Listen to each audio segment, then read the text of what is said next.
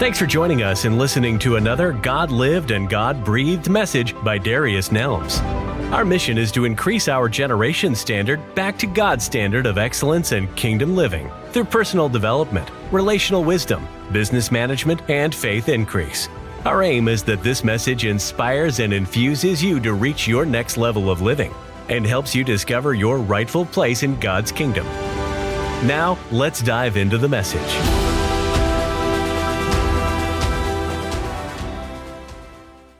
Welcome to another episode of Think Tank Tuesday, where we meet every other Tuesday to expand the mind of God, the precepts of God, and the ideas of God, right? How God thinks about things. And so we're going to start today with John chapter 21, verse 25. John chapter 21, verse 25, NIV version. It says, Jesus did many other things as well, and if every one of them were written down, I suppose that even the whole world would not have room for the books that would be written. So what I want to draw from that is much of what we do in life in the name of God does not have to be for public consumption. There are many times that we do things in the name of God that should remain private for private consumption, meaning that those that were there physically and in the moment witnessed and saw what they needed to see and felt what needed to be felt. But in a social media generation where they say everything is content, we are always tempted to make private moments public matters. And the Bible doesn't think that it should be so. As a matter of fact, the approach to humanity is to be present and in the moment anyways, seeing through the lens of your eyes instead of the lens of a phone and a camera. And some of the workings of God are indeed meant to be public for all to see, don't get me wrong, while other workings of God are meant to be private. God always wants to walk amongst us. Even better, he wants to reside in us because the experience that we have with God is personal and intimate. Now, there are three important perspectives that I want to show you regarding public consumption, private consumption, and private turned public regarding Jesus, right? These three important perspectives are going to show us Jesus operating in light of the public, meaning that the multitudes could see. We're going to see Jesus operating in a space of privacy where he tells the people that are in the room to don't even go and tell anybody, right? Of course, with the implication that he is the Messiah, but just generally speaking, in that particular context for private consumption, that those who were in the room needed to see what they needed to see and felt what needed to be felt. And then there are times when private things, private matters can then turn public if need be in the proper context. So the first one is public consumption. Let's read John chapter 11, verse 31 through 44. Really want to emphasize verse 31 through 33, but I want you to read John chapter 11, verse 31 through 44. Okay, I'm reading it out of the NIV version. It says, when the Jews who had been with Mary in the house comforted her, notice how quickly she got up and went out. They followed her, supposing she was going to the tomb to mourn there. Verse 32 says, when Mary reached the place where Jesus was and saw him, she fell at his feet and said, Lord, if you had been there, my brother would not have died. Verse 33 says, when Jesus saw her weeping, and the Jews, okay, so now you have a group of people that are with her who had come along with her also weeping. He was also deeply moved in spirit and troubled. Where have you laid him? He asked. Come and see, Lord, they replied. And it says that Jesus wept, verse 35. Verse 36 says, then Jesus said, see how he loved him. But some of them said, could not he who opened the eyes of the blind man have kept this man from dying? Verse 38 says, Jesus, once more deeply moved, came to the tomb. It was a cave with a stone laid across the entrance. Verse 39 says, take away the stone, he said. But Lord, said Martha, the sister of the dead man, by this time it is a bad odor, for he has been in there for 4 days. Verse 40 says, then Jesus said, did I not tell you that if you believe, you will see the glory of God? So they took away the stone. Then Jesus looked up and said, Father, I thank you that you have heard me. I knew that you would always hear me, but I said this for the benefit of the people standing here, that they may believe that you sent me. Verse 43 says, when he had said this, Jesus called out in a loud voice, Lazarus, come out. The dead man came out, his hands and feet wrapped with strips of linen and cloth around his face. Jesus said to them, take off the grave clothes and let him go.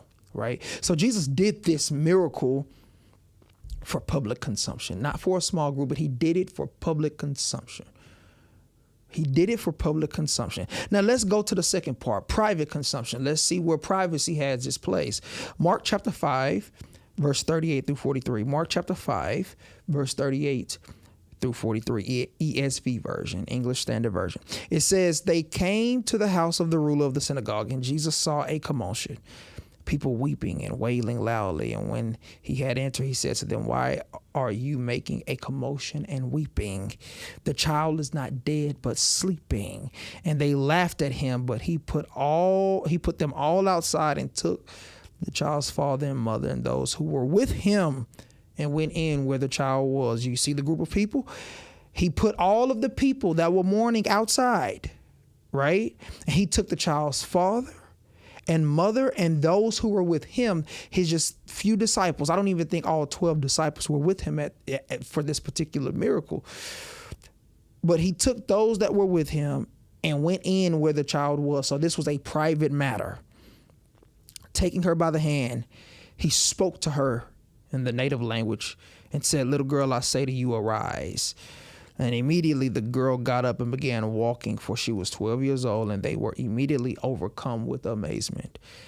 Verse 43, here's the privacy warning, and he strictly charged them that no one should know this.